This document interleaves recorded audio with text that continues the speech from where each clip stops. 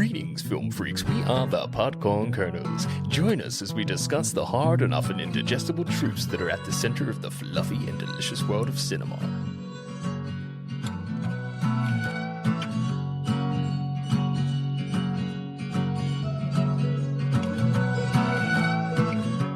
What's poppin', people? Welcome to the Podcorn Kernels podcast. My name is Adam, and joining me in your earholes is Harry. Say hello, Harry. The episode now standing at Platform 1 is episode 38 of 40, Season 1 of the Podcorn Kernels podcast. This does mean that we will be having a brief hiatus between seasons to rebuild the fortifications. But fear not, this is with you in mind, the listener, the very reason we do this, and we appreciate you dearly, so have faith, we will be back. And we will be entertaining you until the very last breath. On today's episode, we will be talking about A Million Miles Away. This is a 2023 film directed by Alejandra Marquez Abella and stars Michael Pena, Rosa Salazar and Garrett Dillahunt. IMDb describes the synopsis as follows: a biopic about Jose M. Hernandez and his path from a farm worker to becoming an engineer and an astronaut. Here is an original song to support the synopsis.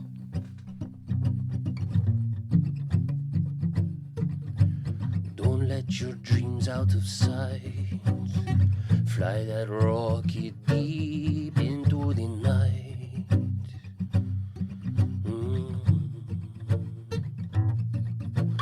Keep on fighting, let your hopes soar.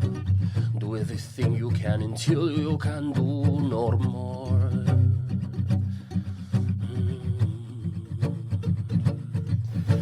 Fight for your race, tackles in space. One step for man, a million for me. Stick to the plan. I'll make you see what are stars for. I simply must know. I'll find this and more when I finally get to go.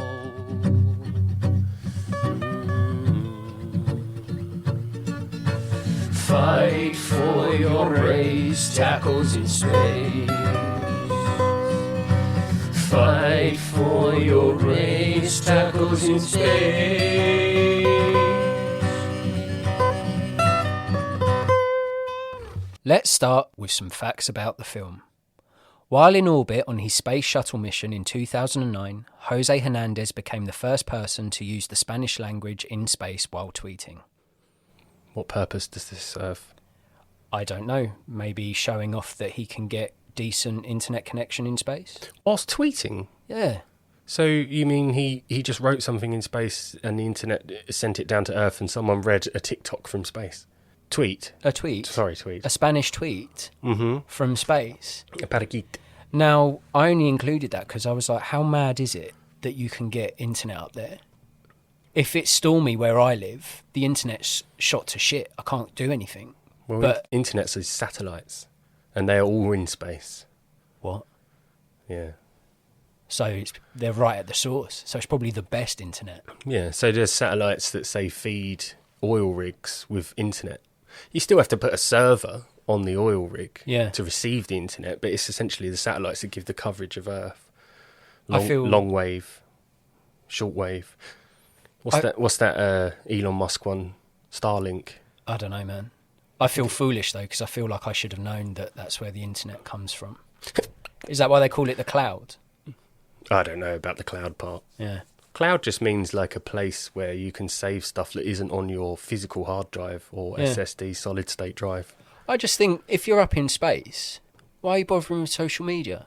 I guess a lot of people are going to be interested in wagwaning in space, so it's a good as place as any to be sending tweets and stuff, I suppose. Well, space travel now is nothing to do with conquering space or finding a new place to live, because they know that to be an impossibility now. It's more to do with the social aspect, isn't it? It's more to do with we can get this rocket in space and then we can put a car in space and let it float away. Branson flying a plane into the stratosphere or just above the atmosphere is not going to space. I don't care what anyone says. So it's all a gimmick now. Yeah, it's become like a novelty, a bragging rights sort of thing. Yeah, it's just tech companies, isn't it? Who can get the best coverage? Who could, and maybe some meteorology. So like anticipating weather and stuff. Fair enough. Yeah. You might save a few lives with a hurricane warning if you can view it from space. Who's had the first wank in space? Oh. Think about that. That's more impressive than a tweet. Yeah, but if you're floating around and someone's milked off, Oh. that's going to be, unless you catch that dog, that's going to be floating around, and someone could get accidentally bukkakied while they're floating around. That would be the extreme version of soggy biscuit or limp biscuit, wouldn't it? Oh, yeah. Someone has, though, a fact. Like some people have been on the ISS, International Space Station, for months. Yeah. They definitely did something, and then maybe they even got told, like in a little brown paper, like top secret, like open this when you're horny, and they open it and it's like, all right, you're going to do a test. What, to jip off in space? Yeah. Surely, I mean, if anyone out there listening knows of the first person to masturbate in space, please let us know. It makes Jose Hernandez's feat of tweeting in Spanish seem less superior. Sounds like a what the plot. Yeah, it does. The cameo of the real Jose Hernandez in the film was filmed during the last day on set, which boosted the crew's spirits and set the mood for the grand finale. Did you clock him? No. I'm assuming... Where was he? I think he was... You know when Michael Pena, his character, was about to go into space, he gave him a little fist bump? Yes. I'm assuming...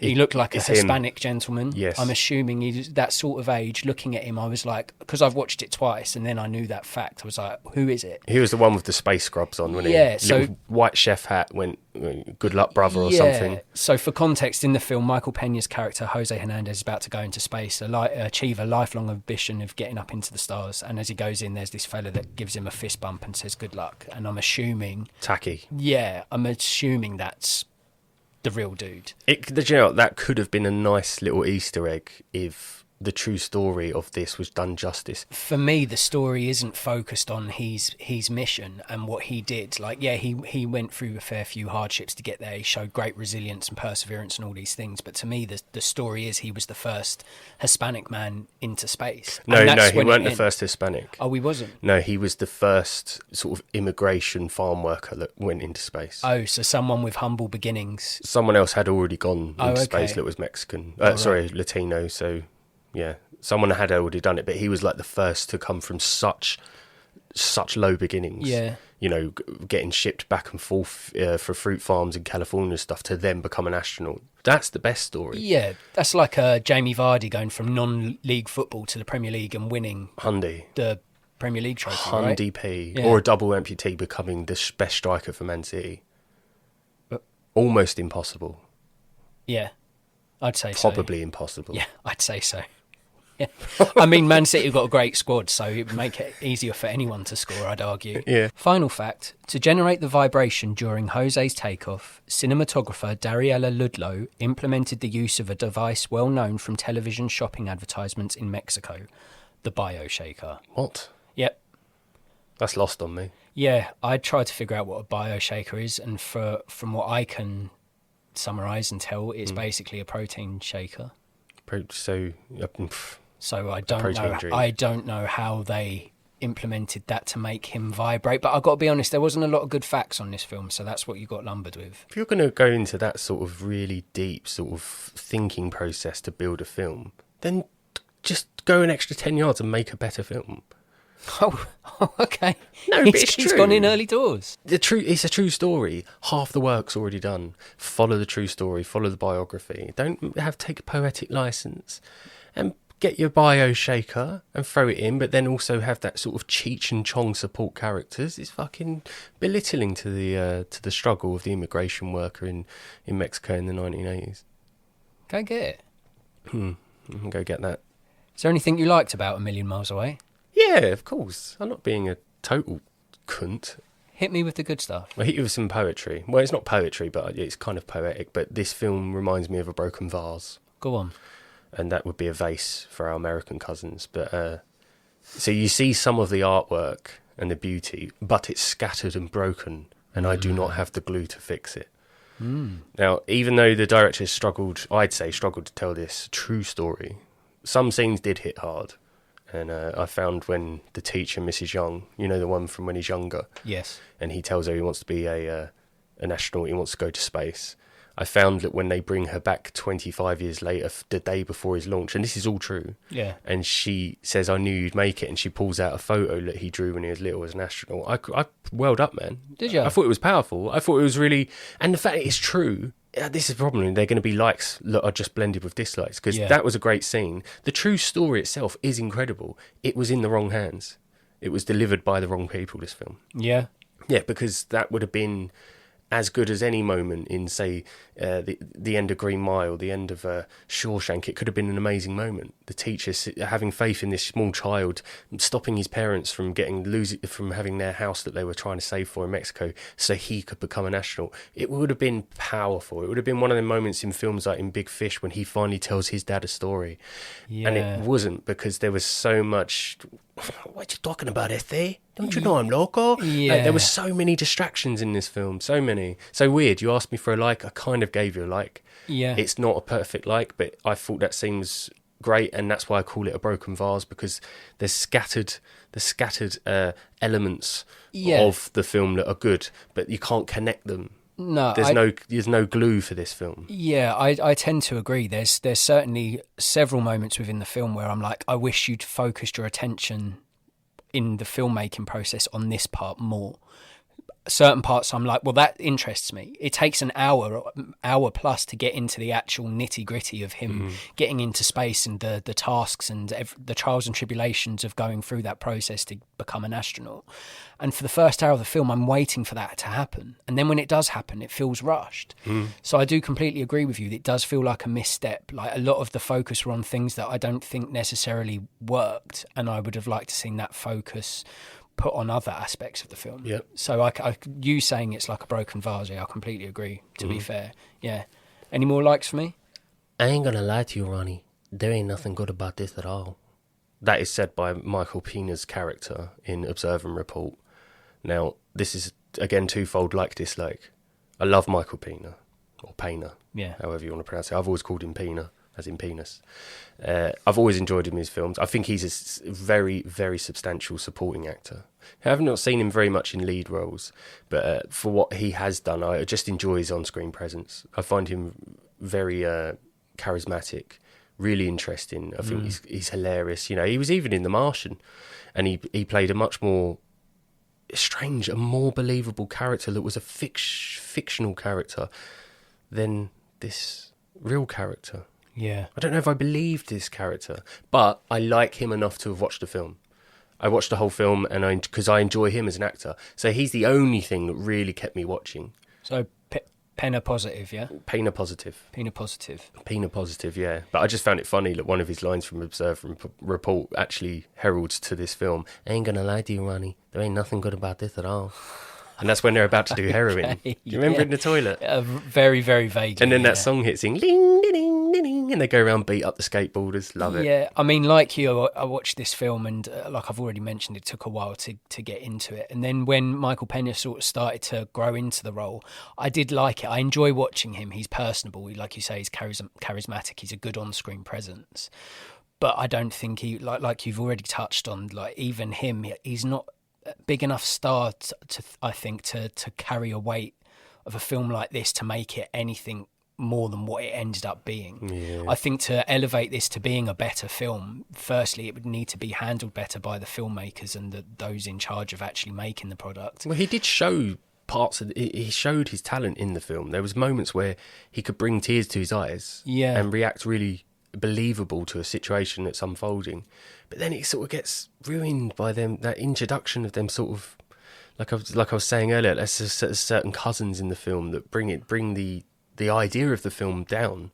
I don't know if it's realistic, but you know, the sort of gangbang element of the sort of Latino guys in the film, the cousins, mostly his cousins, Rosa Salazar's cousins, and it's sort of like, hold on, am I watching a film about a guy who's trying to overcome, you know, racial issues and overcome financial issues and economic issues to go to space? Or am I watching a weird sort of 90s comedy about Mexican immigrants? Yeah, I struggled with that as well. And especially when the person in charge, the person at the steering wheel, Alejandra Marquez Abella, is of Latina heritage.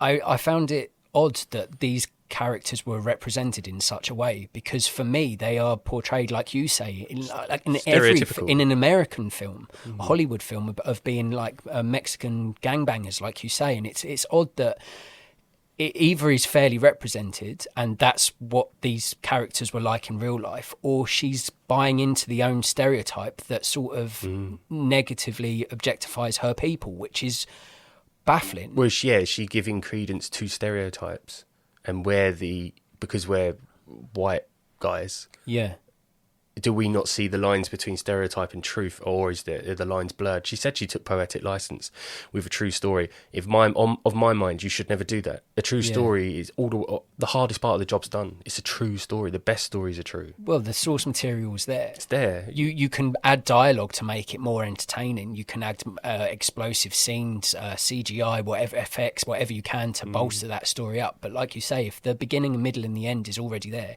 it's a great true story about a guy's perseverance. Of not taking no for an answer and pushing through and achieving his dreams. Who loves underdog story more than us? No one. We're the ultimate underdogs. Yeah, we are. We profess to be underdogs. We love being an underdog until we make it. Yeah, and then everything changes, baby. But strong opening. Yeah. Strong opening. I found when I first pressed play on this film, Payner, the young lad that was playing him, really interesting, showing that the film's broken into segments of ingredients that his dad's told him the ingredients, the key to life, these are ingredients you follow. Strong opening, great music, seeing this back and forth work on farms and stuff. The scenes of his dad and the kids showing their hands with all plasters on them because they work hard. Yeah. I thought this is going to be good. Like, very strong opening. By opening, I mean 9-10 minutes maybe. 9-10 minutes. Yeah. Yeah. It is a shame because, like we've said on this podcast many times before, you go into every film we watch and review on here wanting to enjoy it. When it starts so strong, you do strap yourself in and you're like, okay, I'm in for a treat here. This is going to be good. Our admiration for Michael Pena, the story. I know you love a space film. Love a space film. Yeah, I thought he was in for a good ride, and I think it's fair to say early doors that didn't seem to add up. Yeah, it's hard.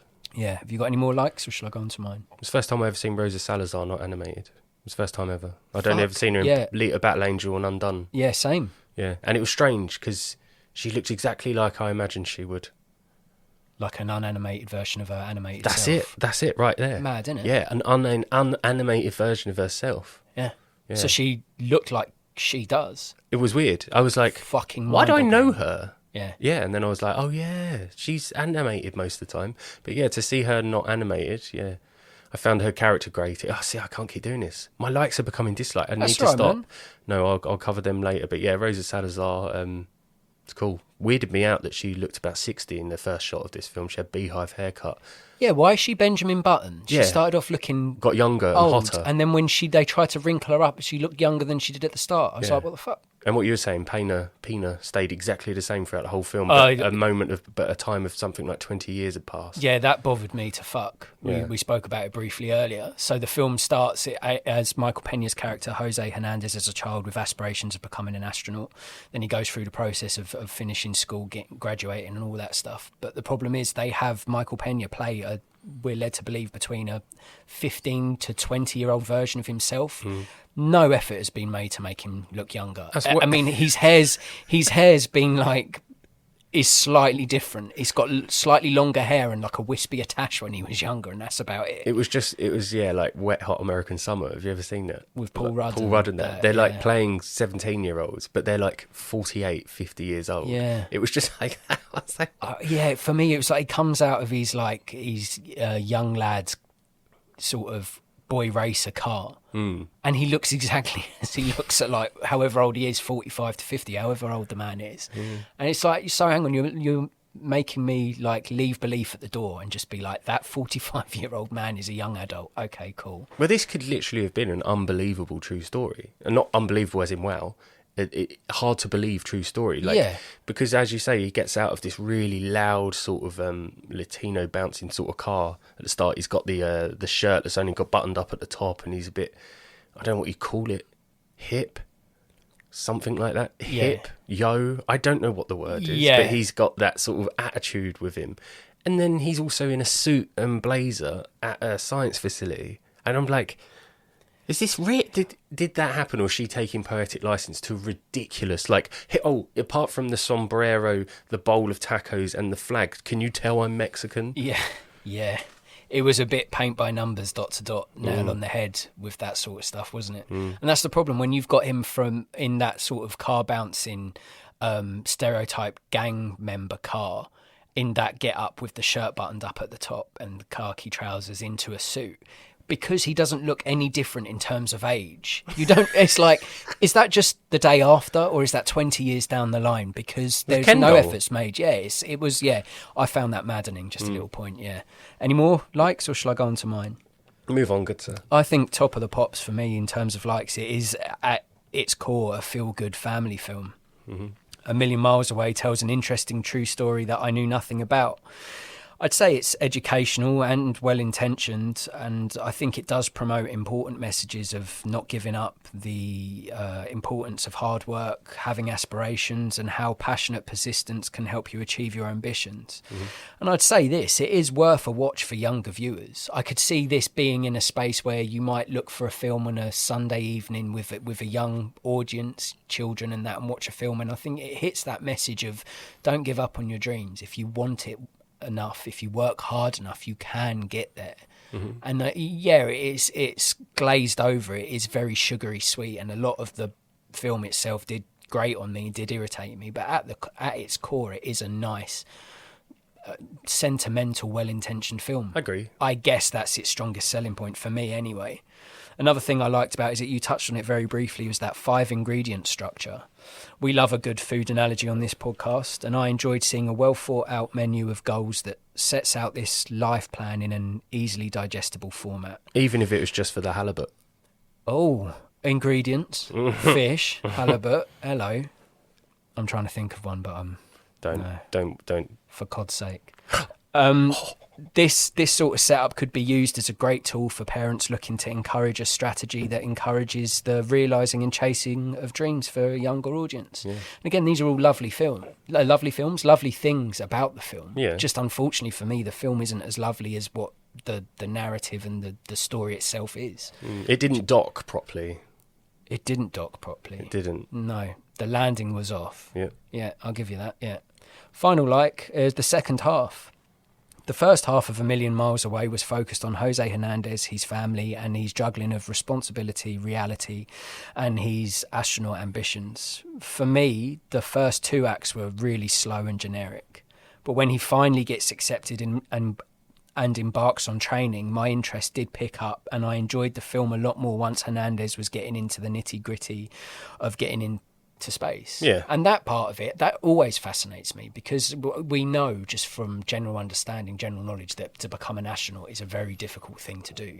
So when it was like the montage of him going through deep water training, piloting, working hard, like that Rocky montage almost, like that, I was like, oh, my interest has peaked. The problem is that doesn't happen until halfway into the film, and by which point I'm almost half switched off. But I did like that when it was focused on him going through training camp, and then when he did get into space and the look of space, that was all lovely to look at, and it got me feeling all the feels that I should have. But then it was sort of tainted by the rest of the film, to be honest. See, we can't say likes without a dislike coming in. Well, because I think at its core, this is a film you should like. It's a great true story, but then the way it's made, it's hard to like. Yes. I'd say anyway. Yes. So go on then, hit me with your dislikes. Its pace kept getting kneecapped every time it threatened to take off. Oh, yeah. Yeah. And this is one of the things that really grinds my gear, and I do not want to be misunderstood by saying it, but again, because of the age-old family domestic middle of a film, I'm sick of that storyline, man, where the protagonist has made it perfectly clear in the dating phase what they want, what they were about, and what they want to do to succeed in the field that they're interested in. And the partner's all for it until it becomes a reality. Oppenheimer, JFK, World War Z, Annihilation, First Man, Interstellar, G.I. Jane, Goodfellas. These are all films that have this middle part of a film. Go and fucking get it. Get it. And it annoys me because we have to stop watching this, the true story, the natural progress. Yes, the family have to sacrifice. People suffer because the husband can't come home or the wife can't come home. Because guess what, people? There's female astronauts as well, and they leave their husbands behind as well. I do not need to see it in a film. I do not need to watch the domestic of someone saying, I've been at home all day with the kids, but you want to go to space. It's a lazy narrative that's used too much, right? Yeah, if someone's worked all their life to achieve a dream and they tell you in the dating phase, this is what I want, and then as they are just about to get to it, you try and fuck their ticker with anxiety and talking about, like, stop fucking having kids. If you can't handle one baby, and this is both of them I'm referring to, not just the woman, I'm saying if you can't handle one baby, why have you got now 6? Yeah, innit? And it's getting harder and harder, and you had dreams as well and stuff, yeah. But it's like, it's so boring, I hate it. Stop being the lazy middle of a film, stop it. It's time for change. Yeah, I mean, that's a bingo. That's a bingo. That's spot on. In a film that's rife with stereotypes, you've got one there in terms of the stay-at-home mum, so to speak, that's against her husband chasing the dreams. Yeah. Seen it so many times. She starts off being really supportive, has a bit of a wobble, and then goes, oh, you know what, you should go and chase that thing that you told me you've always wanted to do. Just, yeah, for me, like, the peril and the struggle was him getting up to space. Now, if it's based on true story, and Jose Hernandez says his wife was a bit of a battle axe when it got closer to him actually doing what he set out to do, then fair enough, because they're using it from real experience. But you're right, when you've seen it so many times, you're just waiting for that peril to be crowbarred in. And once it's there, you're like, well, of course this was going to happen. Oh, and then when he gets up there, you're going to resolve everything and everyone's going to be happy. And it's just, it gets tedious. You've seen it time and time again. My 2 most disliked storylines ever, and they appear too much in my opinion, is the disgruntled partner who feels sidelined so their husband or wife can achieve their goals. There's one storyline I've always despised. One of the worst case scenarios is JFK when he's trying to get to the bottom of a disgusting conspiracy. Potentially the government whacked JFK, and his wife's just going, you missed Easter as well, and you didn't come home and help with the homework. I'm trying to fucking solve a crime. Bigger picture. I'm trying to solve a crime. Yeah. And the other storyline is the kid is so upset and disgruntled that the parents, because of financial reasons or whatever, have had to move away. You made me leave my friends. You didn't care about me when you made this decision.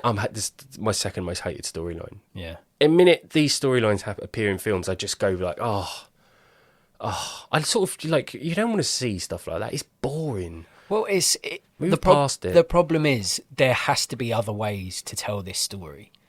Like the peril that every story needs to have a peril. It needs to have an element of danger or struggle, because it's very rare to have a film that's just all suns and rainbows. Always the middle, though, isn't it? Yeah, and I understand in the telling of a story you need that in the narrative, but when that's the only thing, like the peril's there, it's on pen and paper.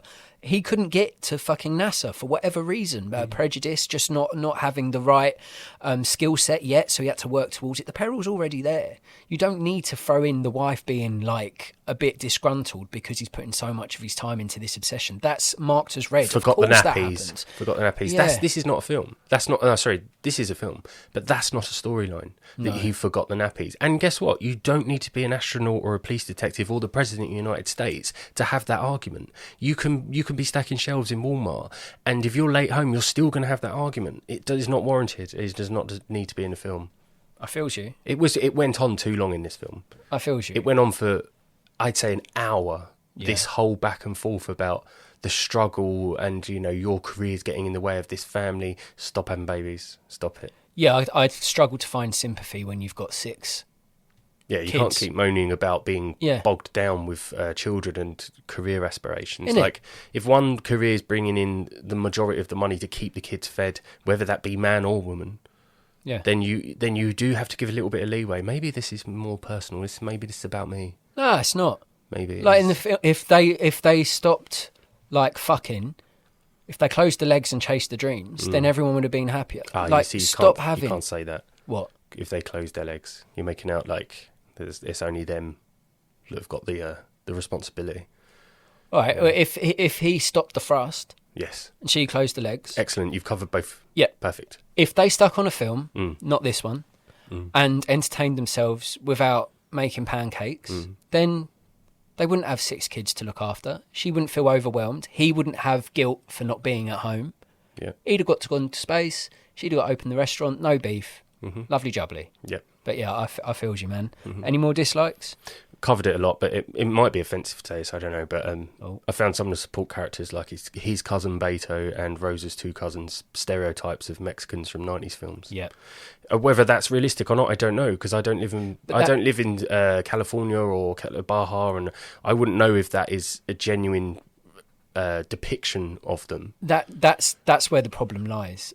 Yourself and I are so far removed from that culture and that experience that we don't actually know if that is a fair representation. We have seen it so much through mainstream media that I think it's fair to say that we've been sort of tainted with a brush of that's how these groups of people are, because that's all we're seeing. And in a film that's made, directed, produced by people of that origin, that ethnicity, it's a bit like, well, either the stereotypes are right and the things I've seen in the past that I thought are problematic because I've deemed them stereotypes are correct, or a person from that heritage and background has decided to just stereotype her or people. enjoys the stereotypes, finds them to be amusing, fun. I'd like to learn. Tough. It's a hard line. Oh, and it didn't seem realistic to me that scientists would be so obviously racist to another scientist. Like I'm quite sure scientists are scientists because they look beyond creed, colour and religion. So when he first starts the job and there's obvious racism. Yeah. Not the woman who thinks he's a janitor. Yeah. That's ignorant, but it's a genuine mistake. Yeah. But like the guy's like, oh, you make copies. No, don't talk to me. Get out. And just put him away in a building somewhere. They're scientists. I find it very hard to believe that scientists that want to improve mankind and find the secrets to the universe have got time to be petty and racist. Well, yeah, you'd like to think the most brightest minds, scientists, are basing all of their thought processes on fact, on scientific evidence. It's hard to believe that they would have this prejudice against a particular person because of his ethnicity. And only start listening to him when he proves them wrong. Exactly. I mean, again, it's hard to know for certain because this is based on a true story. So we don't know if that is a carbon copy of what actually went down. We don't know. But you're right. It does feel like another element that's crowbarred in. Yes. For me, it feels like these are all like-minded scientific people. He's an engineer. He's got there because he's got a master's in engineering. Exactly. Now, I don't know. They could have been like, he's the new guy. What are you doing? You're the new guy. You've got to earn your stripes to tell us what to do, sort of thing. You're new here. Now go away. Nothing to do with race. Nothing to do with make copies. Yeah, it's ridiculous. Yeah, it's another sort of sticky element that I don't know the actual answer to, but I feel like it could probably been handled more. Got any more for me, or shall I go on to mine? Last one. I didn't like the very short sort of spotlight that they put on the Columbia shuttle crash, because that was huge. That was 2003, even I remember that. And it was when the Columbia shuttle tried to re-enter Earth's atmosphere and blew up over Texas. Yeah. And so you had the Columbia, and it was only like 10 years before, 1986, when the Challenger crashed trying to exit our atmosphere. Two horrific crashes. And I don't like that it was given like 2-minute screen time, maybe one. And obviously the captain of that flight, or the payload specialist, I can't remember her name, but she's an Indian American woman in this. Kalpana Chawla. That's it. I couldn't pronounce the name, but she has a small role in it where she talks about, you can achieve this, and it's amazing up there. You're going to love it. And then they crash upon re-entry, and he just goes, "Oh, I need to go." And he leaves the restaurant, and that's it. That's all you get of it. It is a bit baffling. Like you say, Soraya Blue, who played Kalpana Chawla, she's had a huge part to play in this story, and herself was managed to go into space and represent her group of people, which is amazing. Yeah, she's in it less than the whole Diapergate, like the whole struggle of getting nappies. Diapergate. Yeah. Is in it less, and it's like the whole film reeks of that for me. It's like you're focusing on the wrong parts of the film, and I don't even know the true story. That's it. You've hit it on the head. You're focusing on the wrong parts of the film. I'm not interested in the domestic struggle. I know it exists. Exactly. I live that world, but I'm more interested in this fantastic Indian American woman died re-entering Earth's orbit as an astronaut. Yeah, that's amazing. It's mad that was put on the back burner, and the family beef was put front and centre so much. I mean, it is his story, so that was obviously very important to him, like overcoming that stuff. So, yeah, it'd be interesting to know how sort of accurate this was to real events. Yeah. Shall I go on to my dislikes? See. Tarantula. Tarantula. Oh God. Yeah. Yeah, at the start. Less than 7 minutes in, there is a huge dirty bastard chilling on someone's shoulder. This is an arachnophobe awareness announcement brought to you by Adam. Now, I did nothing to the story. Why is there a dirty tarantula there? I don't know, and I don't really understand what it stood for. Nothing, just to piss me off. Yes, they had you in mind. quite obviously. Don't get it. Yeah, I mean... Unless they were going to play Tito and Tarantula, ding ding ding ding ding ding, and Salma Hayek come out with titties and a snake round her neck. Dusk Till Dawn. Oh, she's mentioned in this, isn't she? Yeah. He says that a practical joke that Salma Hayek put, the guys wrote a letter pretending it was from Salma Hayek and stuffed it under his door saying, "This is amazing what you're doing for our people," which it is. I wonder if that was true. I wonder if she actually did do the letter. Now, that's a sort of an air of racism that I could probably believe. It's like, oh, you're Latina heritage, you probably find Salma Hayek attractive. Yeah, I imagine you end up with her. I mean, most of us would love to end up with Salma Hayek. She's a beautiful, beautiful woman. Not in House of Gooch. Nah. Is it her in that? Yeah. That was horrific. Yeah, the whole film was horrific. Woof. Yeah. So, yeah, anytime a tarantula pops up on screen, I'll let the audience know to avoid if you're scared of them. 6-7 minutes in, 7 minutes 10, dirty bastard on someone's shoulder. Well, while you're saying that and providing that service, let's also provide the other one. That we watch this on Amazon Prime. Yes. And you don't have to pay for it if you have Prime. Yeah, and that's a feature that's going to be introduced more often. Yeah, in season 2, that's a service we provide here on the Podcorn Kernels podcast. We'll let you know where you can watch these films or where you can ignore them. You get that on this podcast. You get serviced. We service you. Yeah, we do. My next dislike is it was boring. My next dislike, it was boring.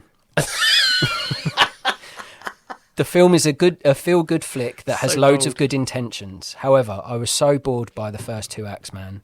The coming through adversity, the continuous rejection, and the struggles of juggling everything whilst chasing dreams is something that I've seen so many times. So basically, what you said. I felt the filmmaking, the dialogue, the script, and every aspect of the filmmaking process didn't do the true story any real justice. A Million Miles Away focuses on an intriguing story but lacks identity and innovation. A normal narrative dampened by an extraordinary true life tale. Boom. So it could have been something special. It should have been something special. Great true story that I really was invested in the opening minutes until Tarantula entered the scene. But then the way it plays out, it's just a bit like... Well, I can tell you something. It's not going to become a franchise from my unintentional trilogy of The Right Stuff, First Man and Apollo 13. Well, and that's the unintentional trilogy, because you can watch all 3 in an order where the story makes sense, because the characters keep reappearing, Jim Lovell, etc., Neil Armstrong, Buzz. It can't join that. It has been you're not allowed. I'll tell you why. Yeah, because it's too shit. Yes. Yeah, it's not good enough. My final dislike, you've sort of mentioned it earlier, and I was gonna tailgate on your dislike, but I thought no, I want to say what I want to say separately. And one word, cramfest. Cram. The film takes you extensively through Jose Hernandez's life, and I think they touched on too many parts of it that the more important achieving astronaut status stuff got lost amongst the more personal details. Yeah, no shit. Oh, Yeah. Here's me washing a dish. Yeah. What the fuck? I don't care, yeah. I wanted to see more about the training and the mission itself. Instead, we had our hands held through the entirety of the protagonist's life. And I was just bored, mate, to be honest. And I didn't want to be bored because it looked, like you said, it started so promising, and then how it ended up to be, it was a million miles away from being a good film. I was about to say as well, look, you're only about 200 miles away when you're on the International Space Station. But then I realised what they meant was that the immigration, working on fruit farms and then becoming an astronaut is the million miles. Because that's the million miles. Deeper meaning. It don't take very long to do a million miles once you're in space, because there's nothing to restrict you. There's no oxygen or something. So I don't know. I don't like the title either. Let's throw that in there. Yeah. Fuck the title. Can you track steps in space? No. Wow. No, you can't. Fitbits would be fucked in space, wouldn't they? You can track light. What? You can track light. If you can see light, you can gauge how far it's come from. You can track light. You can't track steps. Your knowledge of space, I've said it before and I'll say it again, it erects me. Yeah. You can get that in space. Well, we know from your theory, someone's boshed one out in space. There's no gravity, which means it would be longer. It would get longer. Oh, They always say, no, or is it the other way around? So gravity, obviously, no, gravity can make you shorter. Yes, if you're on Earth, there's a force pushing down on you, so you're a bit shorter. If you go into space, you spend enough time up there, your spine might get a bit longer. You might get maybe a quarter, half-inch taller in space. So if you apply that to your pinai, you could say, well, I'm 5 inches down here, but in space I'm 6. yeah. I've got some questions. Yeah. What are your top 3 space films? I don't have 3. I got more than 1. Well, that's 3 is more than 1. Go on. So it's a mixture of fictional and fact, but I'd go Alien, Great. Apollo 13, Interstellar, The Martian, First Man, Starship Troopers, The Right Stuff. I'm surprised Starship Troopers got in there. Oh, it's got you. There's a fictional space travelling battle film, piss take, satire. Yeah, man, Starship goes in there. That's Very misunderstood film, Starship. It's a satire piss take. Yeah. Come on, man. It's done by the best. RoboCop. Boom. That's a solid list. Mine's shorter, just got 3. Gifts. One of them shares with you is Alien. You have to. The other 2, Moon, Sam Rockwell, Up in Space, Lonely Boy, love that film. And 2001 and A Space Odyssey. Classic. It's just great. I don't understand it, but I love watching it. It's Kubrick, Loney. He was very ahead of his time. Yeah, the way it looks, it's insane. Yes, and that's a film I would suggest watching instead of A Million Miles Away. Second question. Jose Hernandez wanted to be an astronaut when he was younger. What was your childhood occupational ambition? It's changed so many times. What was your first one when you was a kid that you remember going, this is what I want to be when I grow up? Yeah, archaeologist. Oh, hello. Yeah, because of Jones. Well, I was named after Harrison Ford. So, yeah, archaeologist, the thought of being in some sort of, like, desert in Libya, finding artefacts and then getting chased by Nazis. Obviously, that's when the fiction part kicked in. The dream. Yeah, the dream. Yeah. Yeah. That's a cool one. Mine's slightly less exciting. Go. Artist. In what field? Just artist, mate. I was a kid. I just wanted to be an artist. I used to like drawing. So when anyone asked, what do you want to do? I was like, I want to be an artist. Yeah, but what are we talking about here? Tracy Emin, Rothko, Picasso? I just wanted to draw cartoons, mate, all right? Oh, an animator. No, I wanted to draw cartoons and people consider me an artist. That was my youngest memory of wanting to be something. Was always an artist. What's an animator? It doesn't sound like you schneef your own farts and go, art. Yeah, I just like drawing cartoons, I guess. That's cool, man. Yeah. Final question. Hobby. You are chosen to go to space with 2 film stars, but there's a twist. Your decision has to be based on who you think would be genuinely helpful up there and not chosen based on your personal entertainment. Who's going to space with you? Matt Damon.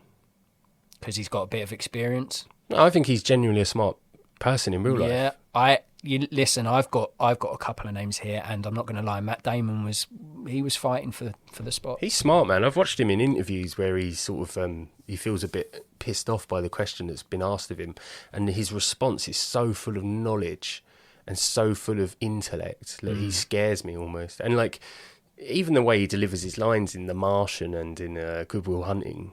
He's saying the lines. It's not like he's just learnt his lines. He's saying the lines and giving them the delivery as if he understands the maths. I think he's a smart guy. I actually think his IQ is actually probably really huge. But then again, so is Gina Davis. Gina Davis apparently has got an IQ of 160. That's a duck, not a dick. From The Long Kiss Goodnight. That's... Gina Davis. I mean, I'm showing my lack of intelligence because I don't know if that's a really good IQ score, but I'm assuming it is. Yeah, that's why it's she's fucking got huge. the nod. Yeah. 160 is huge. What's the average, do you know? 90 or 80? Oh. I don't know. That's just, Mine's probably, I don't know, 80? Very below average. A gentleman's 80. 80 sounds good. It's not 180. No. They're like genius level. Yeah. Yeah. Oh, fair play. High IQ. Well, yeah, you'd want her up there. Yep. My 2 would be Daniel Day-Lewis. Listen. At least he's believable. If you research everything like that man does, like he's not going to space without doing any homework beforehand. Yeah, he like adapts. you know, he's gonna be learning every little bit he can. And I just think he's a smart dude, and I think that would help up there. And Tilda Swinton, and I have no basis for that. Tilda? I have no basis for that. She just seems like a soothing presence, and I reckon she just strikes me as someone who's smart. I feel like if aliens found Tilda Swinton, they'd think she was some type of bacteria and just like expunge her. Oh, She look alien. that was a Swinton assault out of nowhere. Swinton assault. Do you like Tilda Swinton? I don't know. I don't know. Okay. I don't actually know. That's, I think she was great in Let's Talk About Kev. But Let's talk about Kev. but I don't know. It was a hard film to watch anyway, so it was hard to know if I like her or not. She's a Yeah. bit cray-cray. I think the first thing I ever saw her in was the White Witch in the Narnia remakes. Yeah. Yeah, and she did not get me thirsty for Turkish delight. No, No. that's a problem. Mm. I like Tilda Swinton. Always have. Yeah. What would you rate A Million Miles Away out of 10? 5. Yeah. 5. Yeah. I'm exactly the same, man. It reeks of But not Apollo 5. oh, hello. More like Apollo 1, where they burnt up. Okay. Oh, that's cruel. That's Okay. cruel. R.I.P. Gus Grissom, Ed White, Roger B. Chaffee. Look at your knowledge. Love them. Look at you go. Yeah, I'd go with you, man. But it's the epitome of average for me. 5 out of 10. Oh, It's God, all I that hate needs to be average said. films. Yeah, I tell you what, I think we've said it before. Average films are worse than shit films. Yeah, Because if it's just average, you're just like, oh. If it's shit, at least you can get angry with it and Yes. be like, this is why it's awful. Here's Like, the graph. yeah. Annette, Yeah. and then go all the way over here, and you get your Shawshanks and stuff. Yeah, your Sevens and Yeah. your One Flew Over the Cuckoo's Nest. Middle ones are like, why did I even watch this? I've not benefited, and I've not benefited from it. I can't slate it, but I also can't compliment it. It's like It's weird. it's like going out for a full English breakfast and ordering just toast. Go get that food analogy, man. It's just going. Imagine going and ordering toast or cornflakes and a calf. It's like you've gone to a calf, get a full English breakfast, do the right thing. If your Ibs is flaring up, though, that toast with nothing is probably gold to you. But if your ibs are flaring up, you shouldn't be going to get a full English. That's true. You need to be near a place where you can deposit your last meal. Yes, at any given moment. That shit's got to stop talking about that. Yeah, it does. That gives A Million Miles Away a total. Title. That gives A Million Miles Away a total score of 10 out of 20. If you like your films to be uplifting from the start of life right up until liftoff, or if you have ever wanted to see a persistent Pena progress his planetary pursuits, then A Million Miles Away could be a film for you. Consider watching this one if you enjoyed First Man, Pursuit of Happiness, and Apollo 13. First Man, Apollo 13, how can you even compare them? Yeah, they're in space, isn't it? Should we play a game? Yeah. The game in question is What the Plot, where the rules are simple and the results quite the opposite. Harry will conceive an original idea from his big and beautiful brain and give birth to a plot. It is then down to me to nurture this thought by providing a film title, genre, cast, and anything else I can think of to raise this brainchild into a fully functioning film concept. Over to you, Harry. Moment of truth. I'm not going to lie to you. We're closing in on the end of season 1. So this being episode 38, we've got 2 more left. Then we're going to revamp for season 2. But I'm running dry, man, on what the plots. I am running dry. I mean, I've got one. I'm going to read it to you, but just don't judge. I won't judge. Any listeners that are still with us, don't judge. Yeah. It's getting hard, and I will be asking for the fans to provide me with some what the plots for next season. I shall provide my private email address at another time and place. But yes, it is. It's getting thin. Scraping thy barrel. I am scraping thy barrel with a toothpick. Okay, hit me with your barrel scrapes. Okay, a bunch of vegetarians bully a teenage girl because her parents run a restaurant that serves meat. They shame her daily and lead her to try and take her own life. Luckily, she survives and they remove her from the school, the mum and dad that is, and then the mum and dad decide to kidnap those bullies and force feed them meat and make them watch Super Size Me. But then the daughter finds them in their little torture cell of meat and feasting, and then the daughter takes the higher ground and she frees the kids that are being force-fed meat and then turns her parents into the police. All right. That was a lot and very fast. Yeah. I got bunch of veggies, bully, meat eater. You look different in the dark. What? I'm just saying you look... It's probably a good thing. Yeah.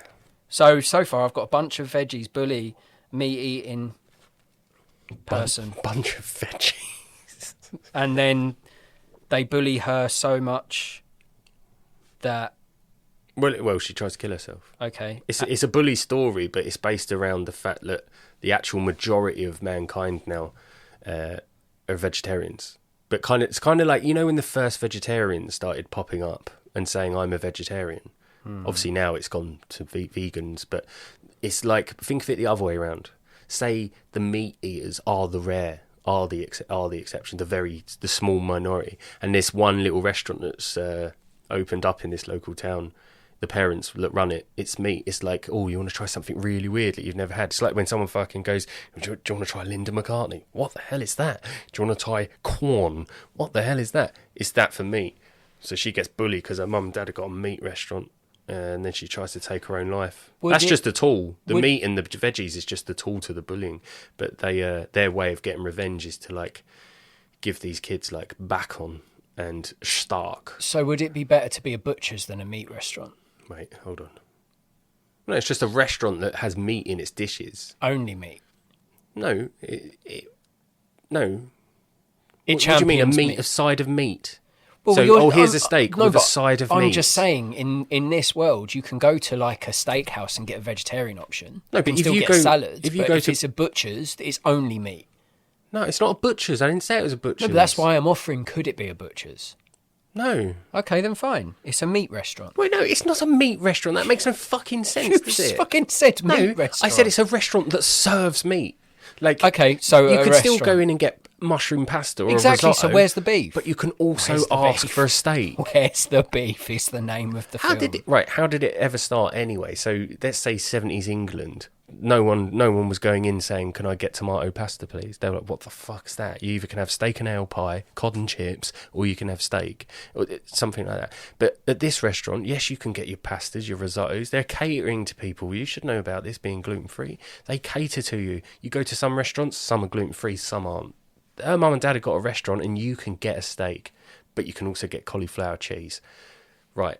They bully her because they serve meat. They think it's cruel.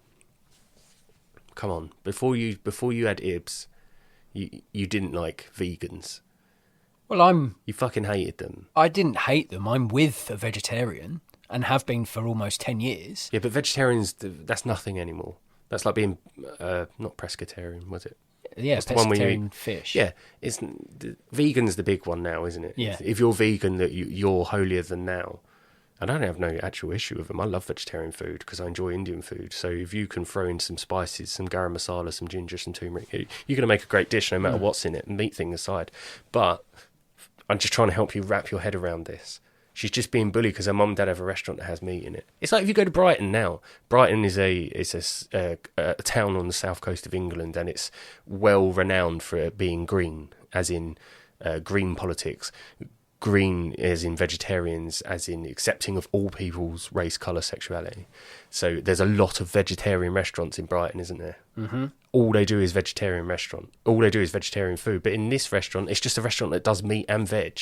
But they're annoyed that meat even exists in there. Okay. We have focused way too much on the meat aspect so of this. They're extremists. In my defence... Not extremists, they just bully her because of it. It's like if I knew a kid was a vegetarian when I was at school, and like there's like, oh no, I don't eat meat. I'd be like, what the fuck's wrong with that person? Like, oh, you don't eat meat? Oh, look at this ham. It's bullying. Yeah. It's just bullying.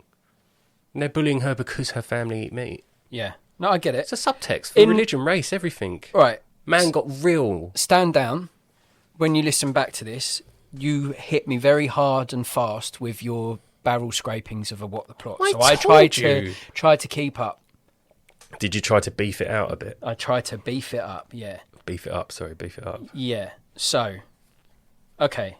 So it is basically, yeah, it's like you say, it's a deeper meaning. It's about picking on people for differences and that age-old thing of treating people that are different to you unfairly. It's none of your fucking business. Yeah, what I do is my right, and if it's not hurting anyone, then fine. And what these people that beat up this family who have a restaurant that serve meat...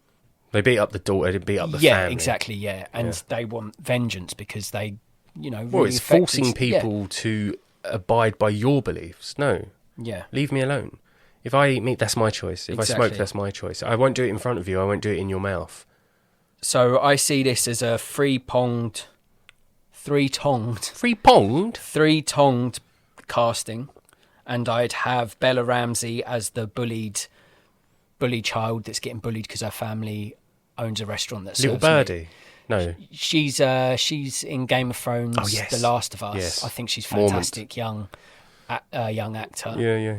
And they are very good at what they do. Yeah. So Bella Ramsey in the lead, and then I'd have her parents as Kate Winslet and Leo DiCaprio. Let's reunite them from Titanic, get them back on the bandwagon, working together in a bit more dark story, fighting on the same team. And directing a film, I'd have Emerald Fennell, who did Promising Young Woman, who's good at doing these sort of grittier stories. And I'd call the film Beat the Meat. For total vengeance, add 1 cup of intelligence. Please, leave me alone. My parents own a restaurant. They aren't hurting anyone. A dash of determination. Don't hurt anyone. What about the animals that are killed to fill their fucking customers? Half a cup of cunning. Don't do this. It's not my fault. I can't control what my parents do. Please. Mix in 500 grams of perseverance. Don't ever come back, you hear? Do yourself a favor. End it now. There is only pain waiting for you if you ever come back. Garnish with a generous helping of violence and retribution. From Emerald Fennell, director of Promising Young Woman, and starring Bella Ramsey, Kate Winslet, and Leonardo DiCaprio. Please don't do this.